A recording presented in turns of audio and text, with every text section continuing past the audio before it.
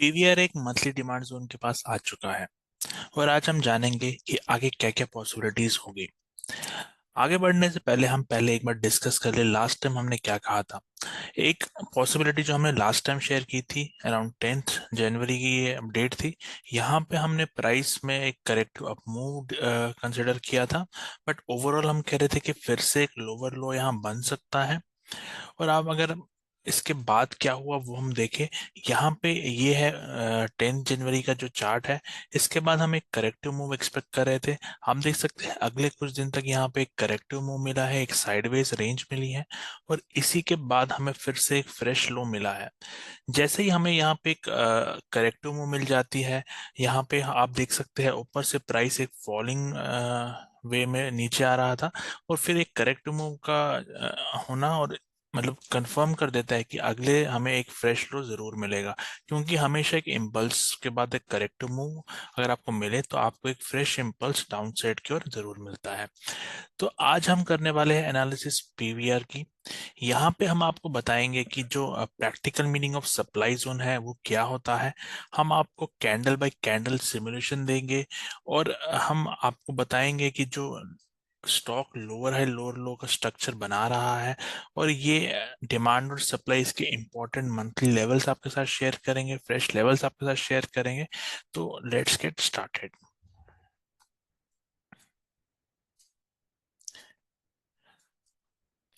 Analysis start करने से पहले अगर आप हमारा चैनल रेगुलर फॉलो कर रहे हैं, आपको ये यूजफुल लग रहा है, तो आप इस चैनल को सब्सक्राइब करें।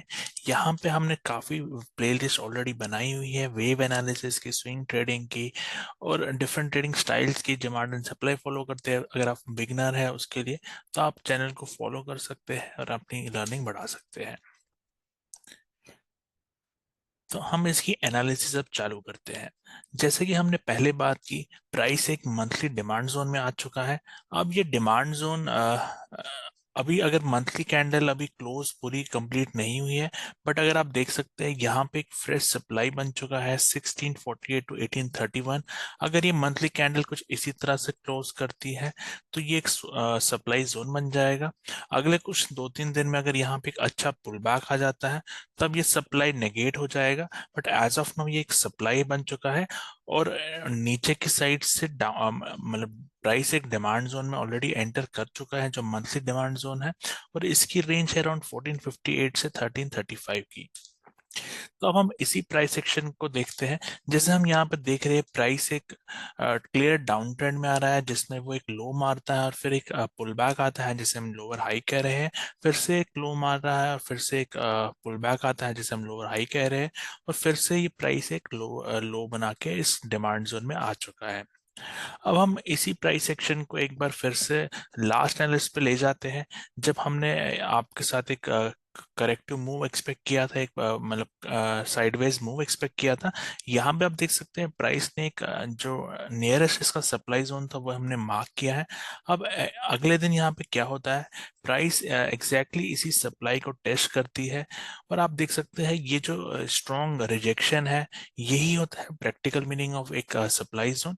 यहाँ पे एक मतलब कंडीशन में यहाँ पे प्राइस एक बुलिश कैंडल थी।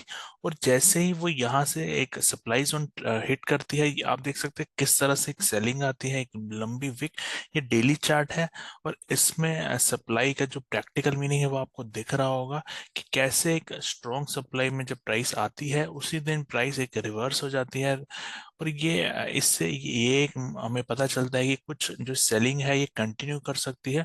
और आप देख सकते हैं ऐसा ही अगले कुछ दिन में यहाँ पे हुआ है। और आप देख सकते हैं इस सप्लाई के बनने के बाद यहाँ बैक टू बैक दो कैंडल्स हमें फॉलो थ्रू में मिली है।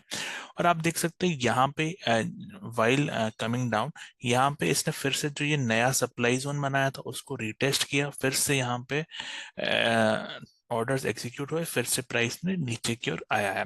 अब यहाँ पे जो ये सप्लाई जोन था, इस दिन क्या हुआ यहाँ पे कि प्राइस इसको क्लियर करते करते एक बार ऊपर की ओर गई थी। और अगर ऐसा क्लोज हमें मिलता तो काफी स्ट्रांग माना जाता।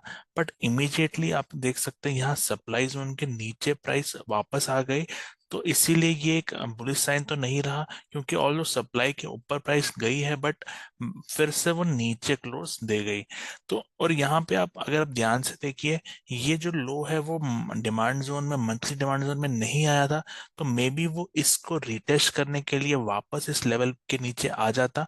और यहाँ पे मैंने आपको जैसे जील के वीडियो में भी बताया कि जहाँ पे भी आपको एक ऐसी विक दिखे तो वो लिक्विडिटी का साइन होता है। और बहुत जल्दी ही ऐसा होता है कि ये लिक्विडिटी ग्रैब करने के लिए प्राइस फिर से रिवर्स ले जाती है। और आप अगर आप देखें कि लिक्विडिटी ग्रैब फिर से हुई है, फिर से प्राइस एक डिमांड जोन में आई है। और अभी हमें यहाँ पे अपसाइड में भी जो, यहाँ पे आप कुछ ये विक्स देख रहे हैं, यहाँ पे भी लिक्विडिटी प्रेजेंट है। और मे बी अभी या कुछ दिनों में ये लिक्विडिटी भी निकल सकती है अपसाइड की ओर। पहले हम इसमें और इम्पोर्टेंट पॉइंट्स आपके साथ शेयर कर लेते हैं। जैसे अगर आप देखिए, ये जो पिक्चर है डाउन ट्रेंड की है, यहाँ पे एक हायर लो और फिर एक लोअर हाई, फिर से एक लो बनाया है, फिर से लोअर हाई बनाया है। यहाँ पे ट्रेंड चेंज अगर आप छोटे टाइम फ्रेम में 4 आवर्स की बात करें तो ये 1554 जो लेवल है, इसके ऊपर प्राइस का जाना बहुत इंपॉर्टेंट हो जाता है, क्योंकि यहाँ पे प्राइस एक डिमांड जोन में भी आ गई है, मंथली डिमांड जोन में भी आ गई है। तो on a smaller time frame आपको पुल बैक जरूर मिल सकता है, बट मेजर जो अगर स्विंग ट्रेड की बात करें, जो ट्रेंड शिफ्ट की बात करें, वो ये लेवल है हमारा। और जब तक यहाँ पे इस लेवल के ऊपर नहीं निकलते तो हमें कुछ बड़ा प्लान नहीं करना चाहिए। आप यहाँ पे देख सकते हैं एक सप्लाई जोन भी बनी हुई है। जैसे 4 आवर्स की बात करें, यहाँ से बैक टू बैक आपको 3 कैंडल्स मिली है। अब प्राइस डिमांड जोन में है, और अगर नियरेस्ट सप्लाई निकालती है तो यहाँ पे एक फ्रेश डिमांड जोन बना सकती है। तो अगर ये सप्लाई क्लियर कर देती है यहाँ पे, तो जो भी डिमांड जोन यहाँ बनेगा उनमें पुल बैक में आप फिर से एंट्रीज ले सकते हैं। वो डिमांड जोन अभी यहाँ बना नहीं है, अभी हमारे पास सिर्फ मंथली का ये लेवल है। अगर कोई यहाँ और डिफरेंट लेवल मिलता है तो हम आपके साथ नेक्स्ट वीडियो में शेयर करेंगे। बट एज ऑफ नाउ हमें ये दिखता है कि ये सप्लाई अगर निकलता है तो यहाँ पे थोड़ी हमें विंडो मिल जाती है 100 पॉइंट्स की। मे बी इसके ऊपर ये नेक्स्ट यहाँ तक चला जाए, तो यही हमें अभी इसमें स्टेप, जब तक ये इस लेवल को ब्रेक नहीं करता तब तक हमें इसमें वेट एंड वॉच करना चाहिए। अगर हम मीडियम टर्म या स्विंग ट्रेड की बात करें, इस लेवल को निकाल देता है तो यहाँ पे जो भी डिमांड जोन बनते हैं उसको हम एज ए बाय अपॉर्चुनिटी देख के फिर से हम अपसाइड का प्लान कर सकते हैं। अब ये वीडियो आपको पसंद आया, वीडियो को लाइक करते रहे, चैनल को सब्सक्राइब करें। Thank you and have a nice day.